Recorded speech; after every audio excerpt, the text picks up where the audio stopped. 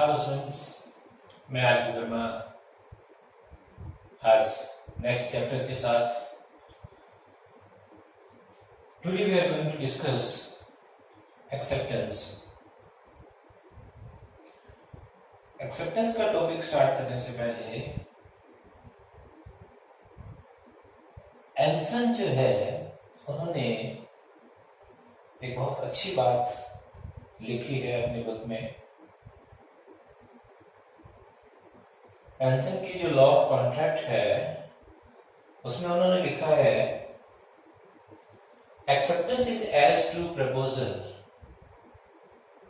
As a lighted matchbox is to a trail of gunpowder. Anson लिखते हैं कि acceptance जो है वो प्रपोजल के लिए ठीक उसी तरह से है जैसे एक जलती हुई माचिस की तीली बारूद के ढेर के लिए। मतलब समझिएगा स्टूडेंट्स, मीनिंग इसका ये है कि जो बारूद का ढेर है उसमें तब तक आग नहीं लग सकती, उसमें तब तक एक्सप्लोजन नहीं हो सकता जब तक माचिस की तीली उसे टच ना की जाए। बिल्कुल उसी तरह से जो प्रपोजल है वो तब तक कॉन्ट्रैक्ट की फॉर्म क्रिएट नहीं कर सकता जब तक उस प्रपोजल पर कोई एक्सेप्टेंस क्रिएट ना हो। इसका मतलब ये हुआ स्टूडेंट कि अगर हम इंपॉर्टेंस की बात करें तो एक्सेप्टेंस जो है वो प्रपोजल से भी ज्यादा इंपॉर्टेंट पार्ट है एक कॉन्ट्रैक्ट के लिए।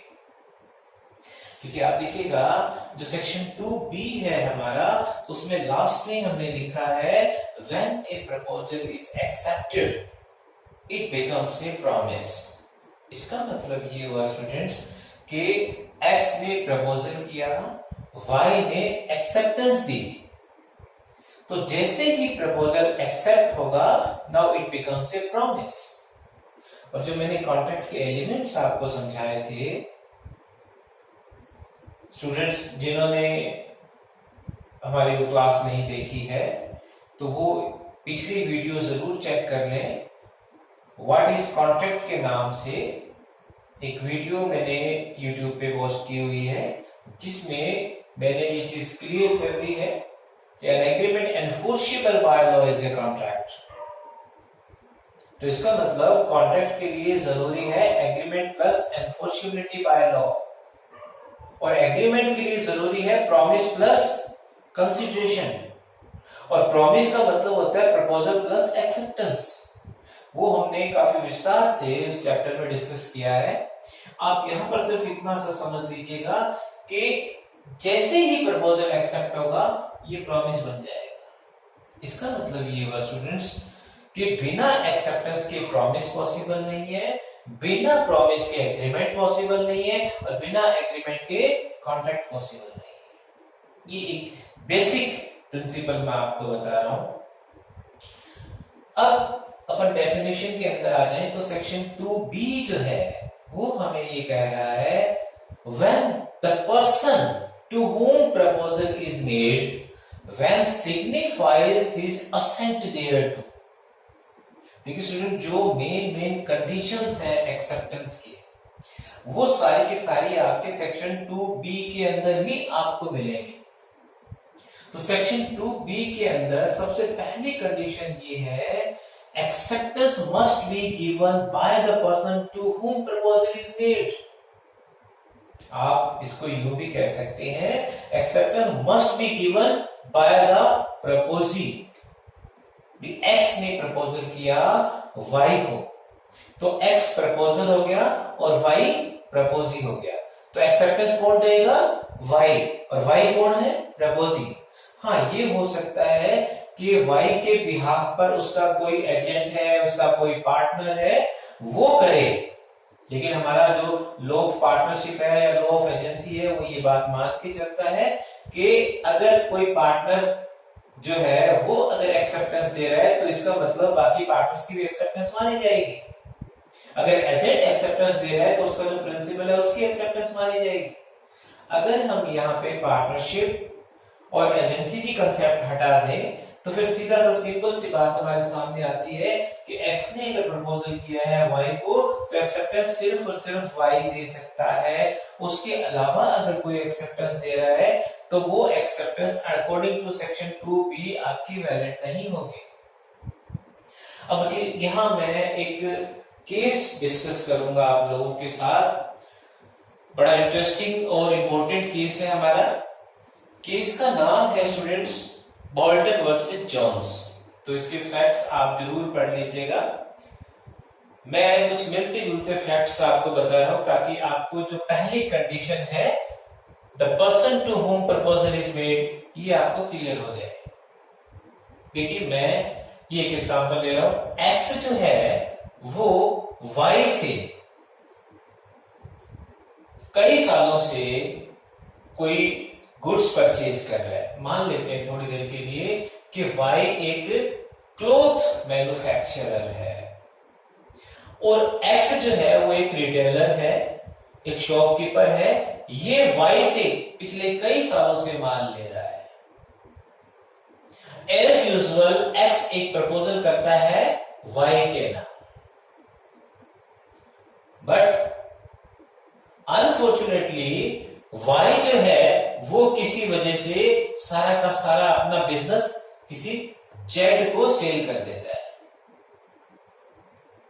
ये जो फैक्ट है एक्स की नॉलेज में नहीं है। एक्स एज यूजुअल एक प्रपोजल तैयार करता है वाई के नाम से, लेकिन वाई तो है नहीं। वो प्रपोजल किसको मिल गया? जेड को मिल गया। अब यहां पे सिर्फ owner of the business change हो रहा है। जो बिजनेस है, जो सब्जेक्ट मैटर है, जो क्वालिटी है वो चेंज नहीं है। जेड को जब इस एक्स का प्रपोजल मिला तो जो जो माल एक्स को चाहिए था वो सारा का सारा माल इस जेड ने लोड करवा के एक्स को भेज दिया। इसका मतलब ये हुआ एक्स ने प्रपोजल किया और जेड ने वो माल इसको भिजवा दिया, तो इसका मतलब जेड ने क्या की? एक्सेप्टेंस की। जब ये माल एक्स के पास आया और एक्स को जब ये पता लगा कि ये माल वाई ने नहीं जेड ने भेजा है तो उसने वो माल लेने से इनकार कर दिया। जेड ने कोर्ट में केस फाइल किया, ब्रीच ऑफ कॉन्ट्रैक्ट का, कंपनसेशन की डिमांड की कि भाई मेरा नुकसान बहुत हुआ। तो आप यहां देखिए कानून क्या है। कानून ये है कि प्रपोजल वाई को किया गया था, वाई के नाम से किया गया था, तो एक्सेप्टेंस भी कौन देगा? वाई ही देगा। उसके बिहाफ पे किसी भी थर्ड पर्सन को हमारा लॉ परमिट नहीं करता कि वो एक्सेप्टेंस दे। हाँ, इस केस के अंदर अगर ऐसा होता कि ये साबित हो जाता कि वाई और जेड पार्टनर्स हैं तो फिर कोई प्रॉब्लम नहीं थी, फिर यहां पर जेड की एक्सेप्टेंस वैलिड थी।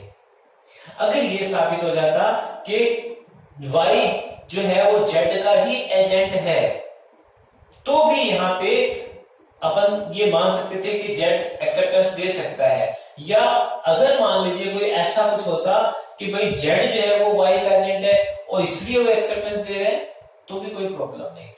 लेकिन यहाँ पे ये चीज जेड साबित नहीं कर पाया, ये इसका सोल ओनर था बिजनेस का। तो हमारे सामने बॉल्टन वर्सेस जोन्स के केस के अंदर जो डिसीजन आया, जो जजमेंट आया, जो जुडिशियल प्रेसिडेंट आया स्टूडेंट्स, वो ये था कि acceptance must be given by the person to whom proposal is made. तो पहली कंडीशन याद रखिएगा। कोई केस स्टडी आ जाती है आपके सामने, कोई अगर प्रॉब्लम आपसे पूछ ली जाती है तो हमेशा ये ध्यान रखिएगा कि जिस पर्सन को हमने प्रपोजल किया है एक्सेप्टेंस वही देगा। अब जो पर्सन एक्सेप्टेंस दे रहा है उस क्वेश्चन की लैंग्वेज को ध्यान से देखिएगा। अगर वो प्रपोजल जो है वो किसी फर्म को किया गया है तो इससे कोई फर्क नहीं पड़ता कि फर्म का कौन सा पार्टनर जो है एक्सेप्ट करके भेज रहा है।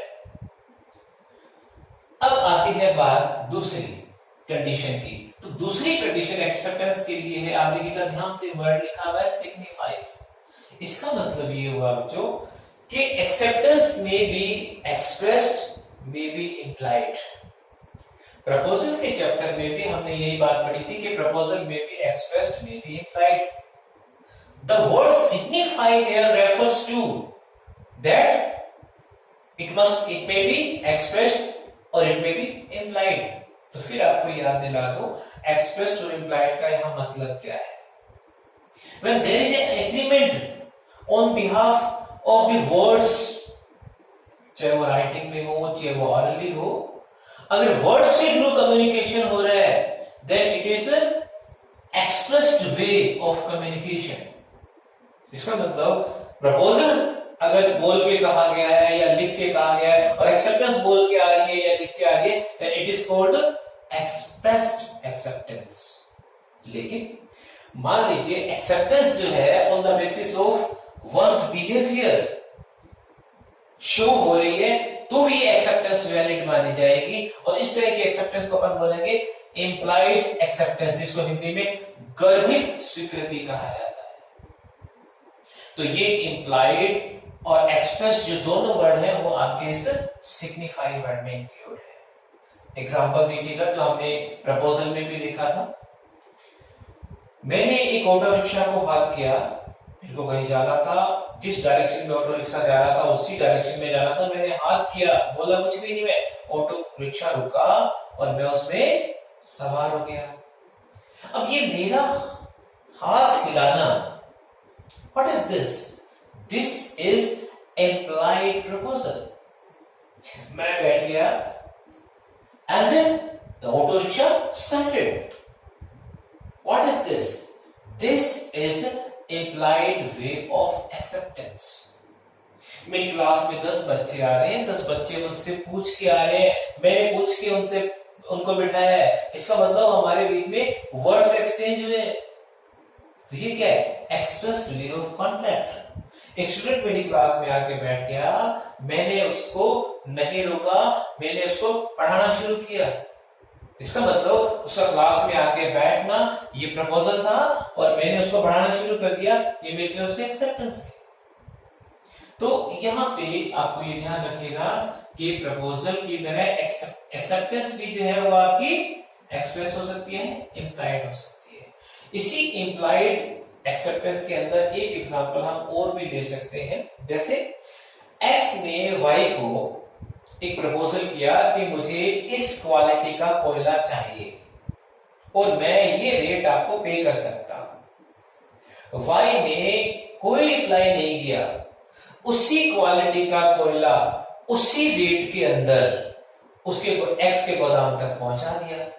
तो यहां पर भी जो वाई ने माल भेजा है वो उसको भी हम क्या मानेंगे? एक्सेप्टेंस मानेंगे। इसका मतलब ये हुआ बच्चों कि एक्सेप्टेंस जो है, अगर आप प्रपोजल की कंडीशंस फॉलो कर रहे हैं तो भी एक्सेप्टेंस जो है वो मानी जा सकती है। तो ये आपकी 2 कंडीशंस हो गई है। उसके बाद में आप लिखिएगा तीसरी condition, acceptance must be an expression of one's willingness. जिस तरह से प्रपोजल के अंदर मैंने आपको बताया था कि प्रपोजल जो पर्सन कर रहा है ये बिल्कुल चीज क्लियर होनी चाहिए कि जिसने प्रपोजल किया है वो उसकी खुद की इच्छा से है। उसी तरह से अगर एक्स ने वाई को प्रपोजल किया, वाई एक्सेप्टेंस दे रहा है, तो यहां पर अगर एक्स पर किसी भी तरह का क्वेश्चन है या अनड्यू इन्फ्लुएंस है, कोई भी ऐसा उसके ऊपर अगर इफेक्ट है जिससे हम ये कह सकते हैं कि उसकी कंसेंट फ्री नहीं है, तो यहां पर भी एक्सेप्टेंस आपकी वैलिड नहीं मानी जाएगी। तो तीसरी कंडीशन बच्चों ये है, acceptance must B free, it must be an expression of the proposed willingness.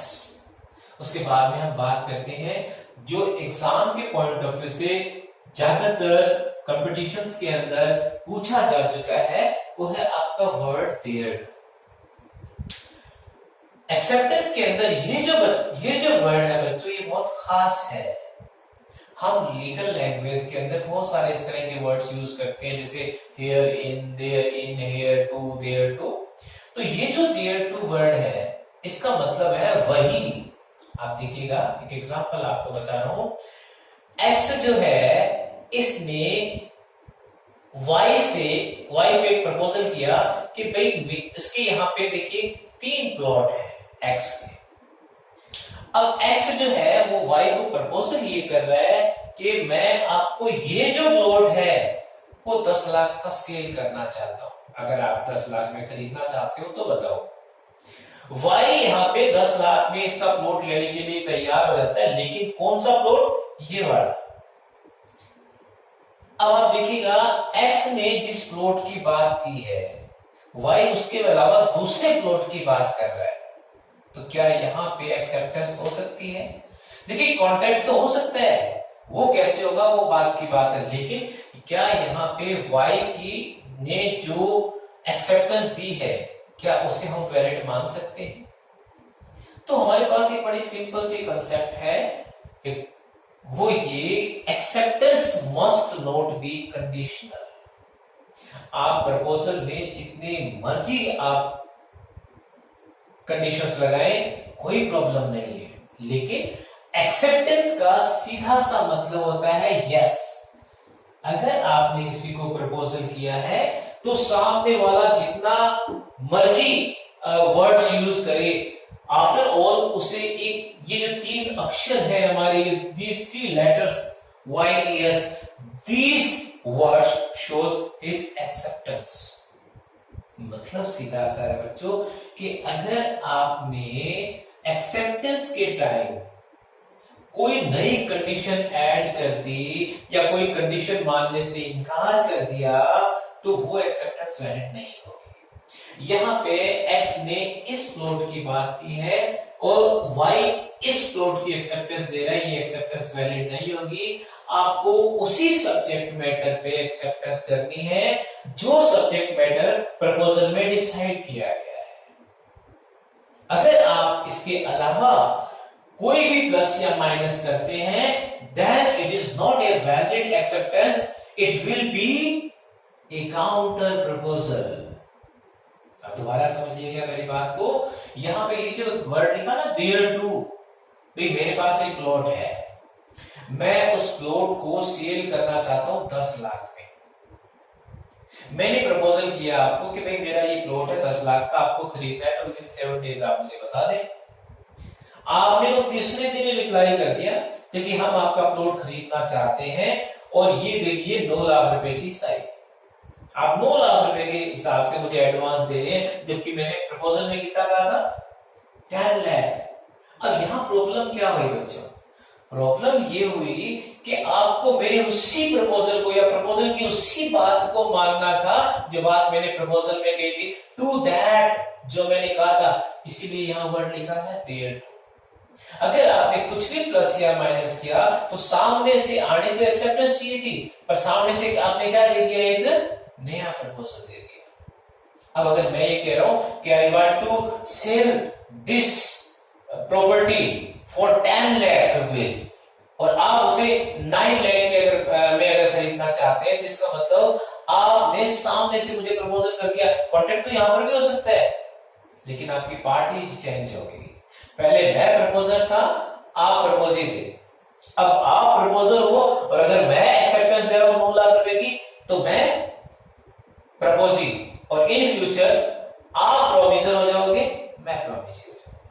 इसका मतलब ये हुआ बच्चों कि अगर एक्सेप्टेंस के अंदर आपने कोई भी कंडीशन डाल दी तो वो आपका एक काउंटर प्रपोजल की फॉर्म में आ जाएगा, हम उसे एक्सेप्टेंस नहीं मान सकते। तो देखिएगा हमारे पास जो कंडीशंस थी, दोबारा फिर समझिएगा। पहली कंडीशन आपकी ये थी, जिस पर्सन को प्रपोजल किया गया है वही एक्सेप्टेंस देगा। दूसरी कंडीशन ये थी कि एक्सेप्टेंस भी आपकी एक्सप्रेस हो सकती है, इम्प्लाइड हो सकती है।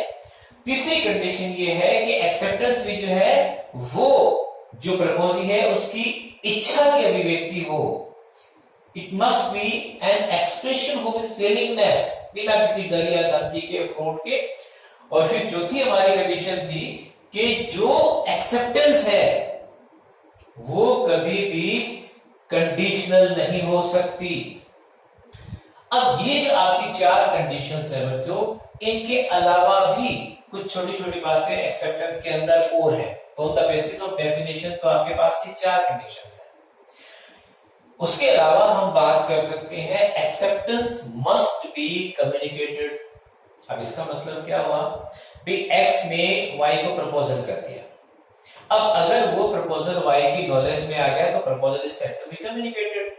अब वाई एक्सेप्टेंस दे रहे हैं, तो भाई वाई एक्सेप्टेंस का मतलब क्या हुआ, मैंने आपको एक प्रपोजल किया कि भाई मेरे को अपनी ये प्रॉपर्टी बेचनी है ₹10 लाख। आपने एक्सेप्टेंस का लेटर लिखा और अपनी पॉकेट में रख लिया, आपने उसको डिस्पैच किया ही नहीं, तो क्या एक्सेप्टेंस हो गई? नेवर। इसका मतलब ये हुआ silence does not mean acceptance. Silence कभी भी एक्सेप्टेंस नहीं हो सकती। हाँ, आपने लेटर पोस्ट कर दिया, आपका तो काम हो गया ना, मुझे मिले ना मिले ये बात की बात है, लेकिन आपने जैसे लेटर पोस्ट कर दिया इट मींस आपने एक्सेप्टेंस दे दी। तो ये जब अपन कम्युनिकेशन और रिवोकेशन का चैप्टर पढ़ेंगे नेक्स्ट, तो उसके अंदर ये सारा प्रोसेस मैं आपको समझाऊंगा। अभी सिर्फ आप यहाँ पे ये समझिएगा कि as per rule acceptance must be communicated, यानी कि आप अपनी तरफ से उसको कम्युनिकेट कर दीजिए। अगले तक वो पहुंचे ना पहुंचे ये एक अलग मैटर है, लेकिन ऐसा नहीं है कि आपके मन ही मन में चल रहा है या वो चीज अभी आपकी पकड़ से बाहर नहीं गई है। अगर वो आपकी अप्रोच से परे चली गई है तो हमारा लोग मान लेगा कि एक्सेप्टेंस हो गई है, लेकिन वो अभी आपके पॉकेट में है, आपके ड्रॉवर में है, या आप खुद ही अपने ही लोगों में डिस्कस कर रहे हैं, जिसने प्रपोजल किया था उसके तक तो आपने बात पहुंचाई नहीं, तो हमारा लोग ये कहता है कि यहां पर silence does not mean your acceptance. इसी तरह से बच्चों एक्सेप्टेंस के अंदर ही एक कंडीशन हमारी और आती है, acceptance must be given bye competent person और ऑथराइज्ड पर्सन। मतलब आज अगर मिस्टर एक्स जो है वो मुझे ये कह रहा है कि वर्मा जी मुझे ये प्लॉट बेचना है वाई को, और आप ये बात वाई को कल बता दीजिएगा कि इतने में उसका सौदा फाइनल है। अब क्वेश्चन ये उठता है बच्चों कि वो बात मुझे कल बताने के लिए ऑथराइज किया गया है, तो क्या मैं आज ही जाके बता दूं? क्या ये एक्सेप्टेंस मान ली जाएगी? तो यह एक बड़ा इंटरेस्टिंग केस है, आप पढ़िएगा उसको, पावेल वर्सेस ली का मामला। फैक्ट्स थोड़े से समझिएगा इसके। पावेल वर्सेस ली का जो मामला था उसके अंदर एक स्कूल के अंदर प्रिंसिपल को अपॉइंट करना था। मान लीजिए एक मैं हूं, एक मेरा साथी और है, हम दोनों में से किसी एक को प्रिंसिपल अपॉइंट करना है। स्कूल मैनेजमेंट की मीटिंग होती है सैटरडे को, कहती है कि मिस्टर आरपी वर्मा जो है वो हमारे नेक्स्ट प्रिंसिपल होंगे, लेकिन ना तो मैं और ना मेरा साथी वहां मीटिंग में मौजूद है, हमें क्यों बुलाएंगे वो? मैनेजमेंट ने ये डिसाइड किया कि आरपी वर्मा जी हमारे प्रिंसिपल होंगे, और एक अपॉइंटमेंट लेटर उन्होंने वहीं पे जो क्लरिकल स्टाफ के अंदर जो क्लर्क थे उनको दे दिया कि भाई मंडे को जैसे स्कूल लगेगा वर्मा जी आएंगे, ये लेटर उनको दे देना। अब वो जो क्लर्क है उसका काम ये था कि वो लेटर उसने मंडे को मुझे डिस्पैच करना था, तो उसको ऑथराइज किया गया था मंडे के लिए। लेकिन अब उसके भाई के पेट में ये बात बची नहीं। सैटरडे की शाम को ही वो मेरे पास आ जाता है और वो मुझे बताता है कि सर कॉन्ग्रेचुलेशन,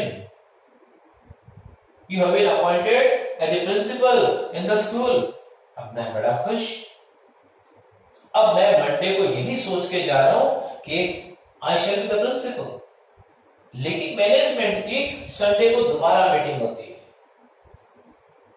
और संडे को मेरे जो साथी हैं उनको मैनेजमेंट प्रिंसिपल अपॉइंट कर देती है, और उसी क्लर्क को दोबारा ये कहा जाता है कि भाई एक काम कर, ये लेटर तू ले ले और ये लेटर तू मिस्टर वाई को दे देना।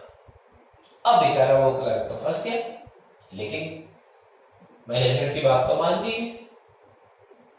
यहां पे उसने लेटर वाई को दिया, जबकि मुझे ये लग रहा था कि लेटर मुझे मिलेगा, अब मैं तो चला गया कोर्ट के अंदर। देखिए साहब, इन्होंने भाई मैंने प्रपोजल किया था क्योंकि इन्होंने पूछा था भाई किसको प्रिंसिपल बनना है, तो मैंने भी प्रपोजल किया था, इसने भी प्रपोजल किया था।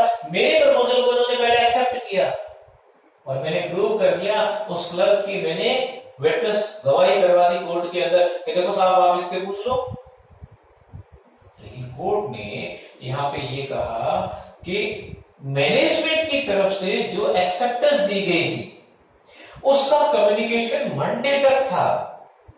इसका मतलब उस क्लर्क को मंडे के लिए ऑथराइज किया गया था। उससे पहले अगर वो चीज लीक हो जाती है या कम्युनिकेट हो जाती है अनऑथराइज्ड, तो वो कभी भी एक्सेप्टेंस नहीं मानी जाएगी। इसके अलावा एक कंडीशन और है स्टूडेंट्स हमारे लिए, in case of general proposal communication of acceptance में बी वेव्ड।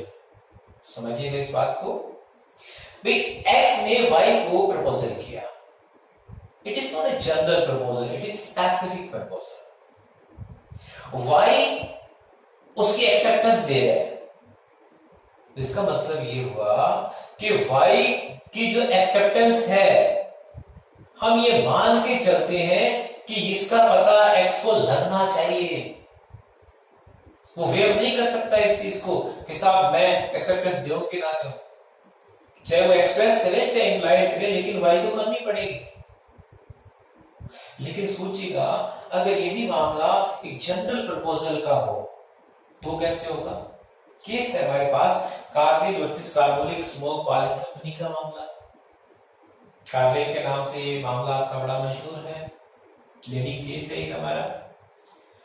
तो कार्लिल किस मामले में क्या होता है बच्चों, एक कंपनी एक मेडिसिन जो है वो लॉन्च करती है और उसके साथ में एक एडवर्टाइजमेंट इस तरह का है कि अगर हमारी इस मेडिसिन से किसी को साइड इफेक्ट हो जाता है, उसके साथ कुछ गलत हो जाता है,